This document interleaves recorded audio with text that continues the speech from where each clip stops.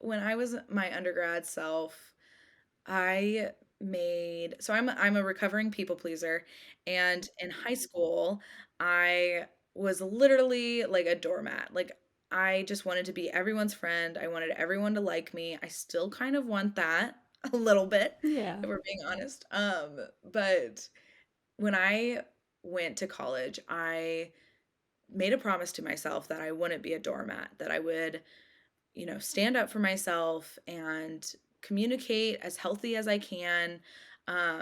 And even in like my training as, someone who hoped to be a therapist, I was really desiring um,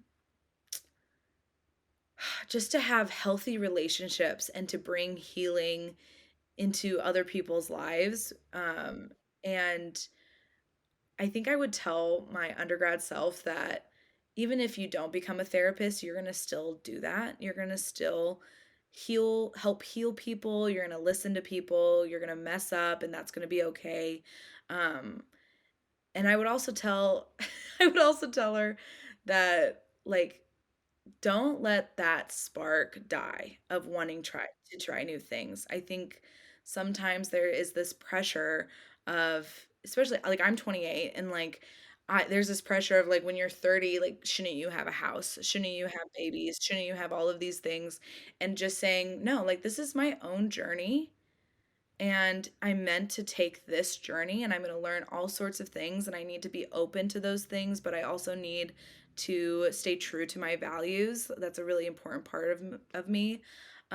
And I feel like my undergrad self was so concerned of what others would think about my decisions, my life choices, that it got in a way of me saying yes to a lot of opportunities. Mm-hmm. Um, and so now as like a late 20 something, I say yes to like pretty much everything. Like like Jeff and I we're planning a trip to DC to look at the to just go on a museum date and just go around for all the museums. We're planning all these different things that like I would have never said yes to because I would feel like it would be irresponsible of me. Um, and so that younger self of me, I would just say that no, like you're going to do things in a safe way, in a way that's not going to hurt you or your reputation, but don't let it keep you from experiencing what you actually need to experience. Mm. Thing. Is it like to kind of stick with your values and who you really are and what you want to do? Or is it kind of Yeah, like and that? like hobbies too. Like I feel like sometimes we're so concerned about what's going to look good on a resume and how to stand apart, when it's like, okay, but what actually makes you happy? Like what Mm-hmm. actually makes you joyful? Mm-hmm. And I actually like started pottery because Mm-hmm. I minored in art. That was the other thing I would tell, what I would say I love to this. that Yeah. younger version of me? I would say stop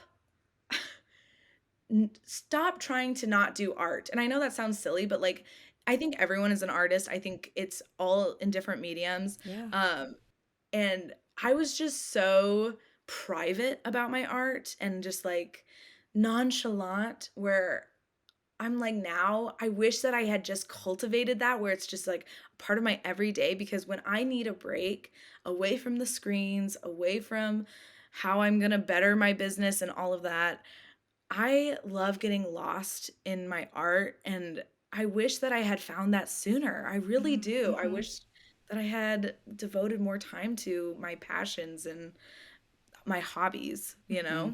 I like your advice to your younger self too, your undergrad self. That's something that I wish I told myself too, because exactly what you mentioned about like, I felt like all my time needed to be something that I'm gonna put on my resume so that I could get a Right, job right after college and stuff. And it succeeded, but now looking back on it, I'm like, I wish I had spent more time just having fun and just not right. focusing on the work part as much and just like enjoying stuff. Like I wanted to be a little bit part of a dance team. I didn't stay on it too long because the commitment seemed a little bit too much.